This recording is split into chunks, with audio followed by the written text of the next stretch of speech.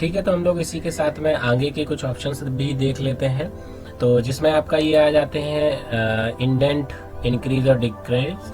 तो इसको जरा हम लोग अप्लाई करके देखते हैं। तो ठीक है, इसमें देखिए ये लेफ्ट में जाता जाएगा और इंक्रीज करेंगे तो ये इस तरीके से चला जाएगा। ठीक है, क्योंकि उधर आपका जो पेज है वो थोड़ा सा क्लियर नहीं हो पाएगा, इस वजह से जो है वो आपको इस तरीके से दिखेगा। तो इंक्रीज और डिक्रीज इंडेंट करेंगे आप जहाँ भी रख करके, उस हिसाब से जो है वो ये मैनेज होता चला जाएगा। आई होप सो कि आपको ये चीज़ समझ में आ गई होगी। फिर इसके बाद में आपका सॉर्टेड असेंडिंग ऑर्डर और डिसेंडिंग ऑर्डर आप कह सकते हो एक तरीके से। तो अगर यहाँ पे हम थोड़ा सा इसको इस टाइप से कुछ लिख देते हैं तो आप लोग जल्दी समझ जाएंगे, जैसे A B C and D। ठीक है, तो हमने क्या किया, इसको सेलेक्ट कर लिया और इसके साथ में इस ऑप्शन को अप्लाई किया। तो देखिए यहाँ पे ये पैराग्राफ आपको चेंज करना है असेंडिंग ऑर्डर में या डिसेंडिंग ऑर्डर में, वो आप यहाँ से डिसाइड कर सकते हो। जैसे अभी असेंडिंग लगा हुआ है, हमने यहाँ पे इसको डिसेंडिंग कर दिया। तो देखिए यहाँ पे DCBA हो गया है। ठीक है, अगेन हम इसको करते हैं, अब हम असेंडिंग ऑर्डर में करते हैं तो अगेन ये हो जाएगा। यानी कि आपके पास अगर इस टाइप का कोई डेटा है जो आपको सेम सीक्वेंस को रिवर्स करना है, ठीक है, जस्ट अपोजिट अगर आपको अपोजिट करना है तो उसके लिए ये जो है वो हमारा ऑप्शन होता है। ठीक है, इसके बाद में ये हमारा टूल होता है सो हाइड करने के लिए। अगर आप इसी चीज़ को हाइड करना चाहते हो टेम्परेली बेसिस, ठीक है, जैसे आपका स्पेस चेक करना है कि कहाँ कहाँ पे क्या क्या है।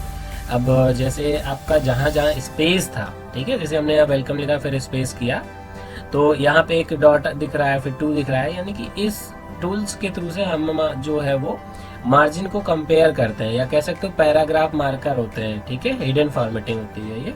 तो अगर इसको हमें नहीं देखना है तो ये कर लेंगे। तो इससे आपको मतलब एक क्लियरिटी हो जाती है कि हमारे जो भी डॉक्यूमेंट है वो कितना क्लियरली हमारा बना हुआ है। वैसे इसका बहुत कम लोग यूज़ करते हैं। अब जो लोग इसका प्रॉपरली टाइपिंग का काम करते होंगे, मे भी हो सकता है उनके लिए ये ज़्यादा यूज़फुल हो। ठीक है, तो इसी के साथ में अब हम कुछ आगे और नई चीज़ें देख लेते हैं। इसी के साथ में देखिए एक हमारे पास में ये अलाइन है, इसको आप लेफ्ट राइट सेंटर में कर सकते हैं। अब क्योंकि मैंने टैब के पास वजह से किया हुआ था तो इसलिए आपको थोड़ा अलग दिख रहा है। तो सबसे पहले हम लोग अपने इनिशियल पॉइंट पे चले जाते हैं। ये देखिए यहाँ पे हम लोग इनिशियल पॉइंट पे चले गए। इनिशियल पॉइंट पे जाने के बाद हमने ये सेंटर पे किया, ठीक है, इसके बाद ये किया। ठीक है, तो ये देखिए, तो ये इसके अलाइन होते हैं लेफ्ट राइट एंड सेंटर। ठीक है, तो ये आपका इनिशियल पॉइंट पे आ जाता है और स्टिच हो जाता है। जो आपका टेक्स्ट है ये आपको देख के जैसे आपका यहाँ पे विजुअल दिखाई दे रहा है तो ये स्टिच हो जाता है, जिसका स्पेस है वो थोड़ा सा फैल जाता है। यानी कि जो आपका पैराग्राफ होगा, सपोज दैट हम यहाँ पे क्या करते हैं, इसको मैंने यहाँ से कट किया और यहाँ पे पेस्ट कर दिया। ठीक है, यहाँ का मैंने यहाँ से कट किया और यहाँ पे कट किया और यहाँ पे मैंने पेस्ट कर दिया। ठीक है, अब जरा इस ऑप्शन को हम लोग यूज करके देखते हैं। तो ये देखिए ये आपका हो रहा है एडजस्ट, यानी कि जो आपका पैराग्राफ होगा वो इक्वलिटी में आने लगता है। इसका इसलिए होता है, जैसे आप जब पैराग्राफ लिखोगे तो कोई लाइन आपकी बड़ी होती है, कोई लाइन आपकी छोटी होती है। तो वो चीज़ें जो है वो अगर आप ये ऑप्शन इनेबल नहीं करते तो देखिए आपका जो राइटिंग है वो क्या है कि ये लाइन यहाँ तक आई है और दूसरी लाइन जो है छोटी रह गई फिर ये। तो जो पैराग्राफ होता है जब बुक वगैरह प्रिंट होती है तो उसमें ये चीज़ जो है वो अच्छी नहीं लगती है देखने में। उसके लिए यहाँ पे ऑप्शन दिया गया है कि अगर आप बल्क में करना चाहते हैं तो ये आप कर सकते हो इजीली। ठीक है, तो इसके बाद में जो हमारे पास ऑप्शन आता है तो ये ऑप्शन है। ठीक है, जितना डिस्टेंस चाहे हम लोग उतना डिस्टेंस बढ़ा सकते हैं, जितना कम करना चाहे उतना कम कर सकते हैं बिटवीन आपका जो भी आपने टाइप किया। ठीक है, इसी के साथ में हम लोग देख लेते हैं ये शेडिंग के लिए है।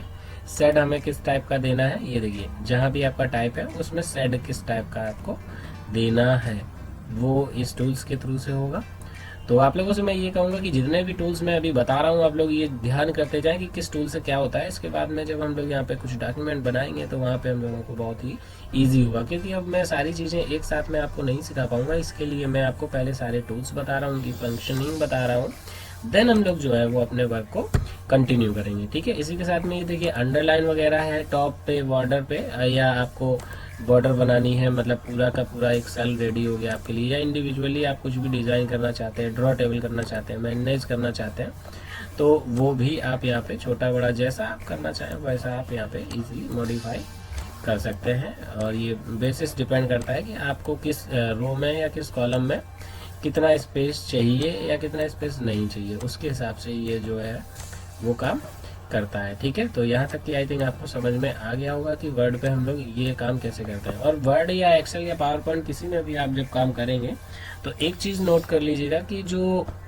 आपकी टेबल है वो उससे रिलेटेड, या फोटो लगाएंगे तो उससे रिलेटेड जो है वो हमारे जो है प्रोडक्ट मैं प्रोडक्ट बोल रहा हूँ, उससे रिलेटेड जो उसका फीचर होगा वो एक्टिव हो जाएगा। जैसे अब ये टेबल पे हम लोग काम कर रहे हैं तो देखिए यहाँ पे टेबल टूल्स भी यहाँ पे दिखा रहा है। ठीक है, तो अभी हम लोग क्योंकि होम टैब की काम कर रहे हैं तो अभी फिलहाल हम लोग उसी पे ही काम करेंगे। फिर जब हम लोग इसमें इमेजेस को और अदर चीज़ों को ऐड करेंगे तो उनसे रिलेटेड जो फॉर्मेटिंग होगी वो भी हम लोग यहाँ पे चेंजेस करेंगे। ठीक है, तो यहाँ तक आई होप सो कि आपको समझ में आ गया होगा। अब हम लोग यहाँ पे अपना बैक चलते हैं। इस पेंसिल को यहाँ से हमने रिमूव कर दिया, स्पेस के साथ स्पेस प्रेस करेंगे तो आपका जो इनिशियल टूल होगा वो अगेन आ जाएगा। ठीक है, तो यहाँ तक के आई थिंक आपको सारे के सारे ऑप्शन समझ में आ गए होंगे। बहुत इजी हैं ये सारे के सारे टूल्स। अभी इसमें और बहुत सारी चीज़ें ऐसी मिलेंगी जो आपको हो सकता है कि आपके बिल्कुल ऊपर से निकल जाएं। जी हाँ, क्योंकि इसमें बहुत सारी ऐसी चीज़ें हैं जो हमें समझ में नहीं आती हैं या हमारा माइंड उनको इजीली कैप्चर नहीं करता है, क्योंकि जिसका जिन चीज़ों में इंटरेस्ट होता है या जो जिस चीज़ का काम करता है उसको वो चीज़ें इजीली समझ में आ जाती हैं। बट अगर बात करी जाए कि अगर किसी व्यक्ति की कोई नीड नहीं है तो वो उतना डीपर नहीं जाता है। ठीक है, कंप्यूटर इंस्टीट्यूट्स वगैरह में भी क्या होता है कि टीचर तो अपनी तरफ से सारी कोशिश करता है ज़्यादा से ज़्यादा पढ़ाने की, लेकिन बच्चों का क्या होता है किसी टॉपिक में इंटरेस्ट हो गया तो वो उसको अच्छे से सीख लेते हैं। अब जिस चीज़ों में उसका इंटरेस्ट नहीं है उसमें क्या होता है कि वो इंटरेस्ट नहीं देते हैं, और बाद में जब वो नौकरी करने जाते हैं, जॉब करने, तब कहते हैं मेरे टीचर ने पढ़ाया तो था बट मैंने ये सीखा नहीं था। ठीक है, या कुछ चीज़ें ऐसी भी होती हैं कि अपडेटेड अगर कोई टीचर नहीं है तो वो हो सकता है उसको भी ना है। या मान लीजिए कि अभी ऑफिस का नया वर्जन आ जाए, जैसे आपका पहले 2000 है, फिर 3 आया, फिर 7 आ गया, फिर आपका 13 आ गया, 10 आ गया, 16 आ गया, मान लीजिए 20 आ जाएगा।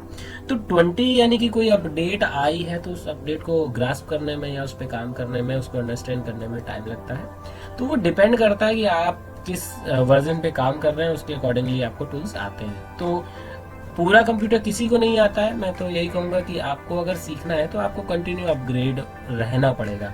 अगर आपने पूरा कंप्यूटर सीख भी लिया है, मान लेते हैं, हालांकि आज तक मैं नहीं सीख पाया हूँ पूरा, लेकिन कोशिश करता रहता हूँ कि जो भी अपडेट्स आ रहे हैं। अब रीज़न क्या है कि ये इतना वास्ट हो चुका है आज की डेट में कि जितना आप सीख रहे हो उससे ज़्यादा वो डेवलप हो रहा है, जिसकी वजह से जो है वो लोग सीख करके भी वो एकदम फ्रेशर बन जाते हैं। ठीक है, तो चलिए अभी हम लोग आगे देखते हैं।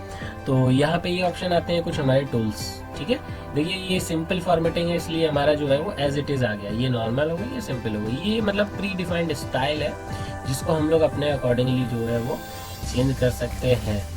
ठीक है, ये प्री डिफाइंड स्टाइल्स बनी हुई हैं, आप ये इनको यूज कर सकते हैं। ठीक है, अगर आपने कोई अच्छी बनाई है तो उस स्टाइल का आप सिलेक्शन करके सेव भी कर सकते हैं एज अ स्टाइल। फॉर्मेटिंग की क्लियर करना चाहते हैं तो आप वो भी कर सकते हैं।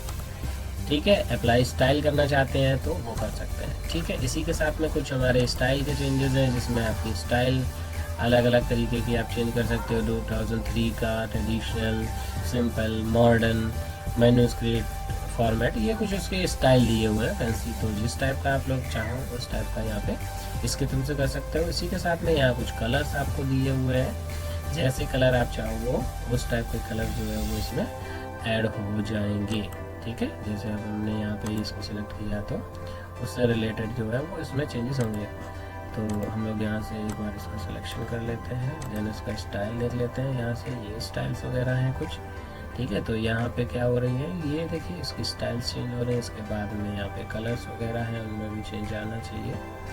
ठीक है, तो वो थीम कलर है हमारे, इसलिए वो शायद चेंज नहीं हो रहा है। फॉन्ट को देख लेते हैं, ये हमारे फॉन्ट वहाँ से भी आप चेंज कर सकते हो। एक चीज़ और है वर्ड में, एक्सेल में, क्योंकि इतना मतलब ये लार्ज फैक्टर है और इतनी सारी चीज़ें हैं तो एक ही चीज़ के लिए कई सारे ऑप्शन भी आपको मिल जाएंगे। ठीक है, बोल्ड, इटैलिक, अंडरलाइन के लिए भी आपको हो सकता है और भी कई ऑप्शन मिल जाए, या बनी बनाई प्री डिफाइंड थीम आपको मिल जाए, तो वो सारी चीज़ें मिल जाएंगी आपको। ठीक है, इसके बाद में अब हम देख लेते हैं यहाँ पे क्या है कि मैंने यहाँ पे ये वेलकम को कॉपी कर लिया, फाइंड। तो अब कॉपी ना करके आप टाइप भी कर सकते हैं, तो यहाँ पे फाइंड ऑप्शन आप यूज करते हैं। ठीक है, तो अब आपको चेक करना है कि हमारे ये जो भी लिखा हुआ है या इवन पूरा पेज है वो छोटा लिखा है, हमें नहीं दिख रहा है। अगर हम उसको ढूंढना चाहते हैं कि वो कहाँ कहाँ लिखा है, तो ये देखिए फाइंड नेक्स्ट करेंगे तो जहाँ जहाँ आपका जो है वो लिखा होगा उस हिसाब से जो है वो यहाँ पे दिखाएगा आपको, ठीक है। रीडिंग हाईलाइट वगैरह है, मतलब कई सारे ऑप्शन हैं जिनको आप सीख सकते हो, ठीक है। यहाँ फर्स्ट पे आ गया, सेकंड आ गया, थर्ड आ गया, फोर्थ आ गया, ठीक है। इसी के साथ में देखिए आप रिप्लेस का ऑप्शन और गो टू का ऑप्शन आपको यहीं से मिल गया है, ठीक है। तो अब अगर रिप्लेस आप करना चाहते हैं, जहाँ जहाँ वेलकम लिखा है वहाँ पे हम गेट आउट लिख दें, जैसा कि आपने 3 इडियट मूवी में देखा था, उस टाइप से अगर हमने यहाँ वेलकम की जगह गेट आउट कर दिया रिप्लेस विद के साथ में, तो जहाँ जहाँ पे आपका वेलकम लिखा हुआ है या आपने रिप्लेस ऑल कर दीजिए, तो आपका जहाँ जहाँ लिखा होगा वो वर्ड चेंज हो जाएगा। रिप्लेस करेंगे 1 बाई 1 तो वो 1 बाई 1 चेंज होगा। हमने यहाँ पे रिप्लेस ऑल कर दिया अगर, तो वो जहाँ जहाँ देखिए आपका लिखा हुआ था वेलकम, वहाँ वहाँ आपका देखिए वो सब क्या है, गेट आउट हो चुका है। अगर आप अगेन इसको करना चाहते हैं, फिर से सही करना चाहते हैं, तो आपको क्या करना पड़ेगा, जहाँ जहाँ हमारा गेट आउट लिखा है वहाँ वहाँ पे हम लोग अपना वेलकम लिखना चाहते हैं, तो आपने क्या कर दिया, ये कर दिया, आप रिप्लेस ऑल कर दीजिए, एक बार में आपका जो है वो सारा कुछ चेंज हो जाएगा, ठीक है। जहाँ जहाँ आपका गेट आउट लिख गया था वो फिर से हो गया। इसी के साथ में जैसे अगर आप कि मान लीजिए 50 पेज है, 100 पेज है, 20 पेज है, अगर हम लोग उसको चेक कर रहे हैं या कोई कमेंट वगैरह है, तो उसको डायरेक्टली आप जो है वो फाइंड कर सकते हैं, किसी पेज से रिलेटेड हो सकता है, सेक्शन से रिलेटेड होता है वो। तो उम्मीद है आपको जो होम टैब के जो बेसिक टूल्स थे जो मैंने अभी आपको बताए हैं, वो आई होप सो कि आपको सारे के सारे समझ में आ गए होंगे। अगर आपको नहीं भी आए हैं तो आप दोबारा से इस वीडियो को प्ले करके देख लीजिएगा। फिर भी अगर आपको कुछ ऐसी चीज़ें लगती हैं जो आपको नहीं समझ में आई है या आपका उसमें और चाहते हैं डीप में, तो वो भी आप हमें बता सकते हैं। तो इसी के साथ में आज की इस क्लास को हम लोग यहीं पे एंड करते हैं। दोस्तों आप लोग ज़्यादा से ज़्यादा इस वीडियो को हमारे शेयर करिए, ताकि आप इस लॉकडाउन के टाइम में ज़्यादा से ज़्यादा लोग अपने टाइम को फेसबुक व्हाट्सएप पे वेस्ट ना करके कुछ नया सीखें, ठीक है। इसी के साथ में आप लोगों से नमस्कार।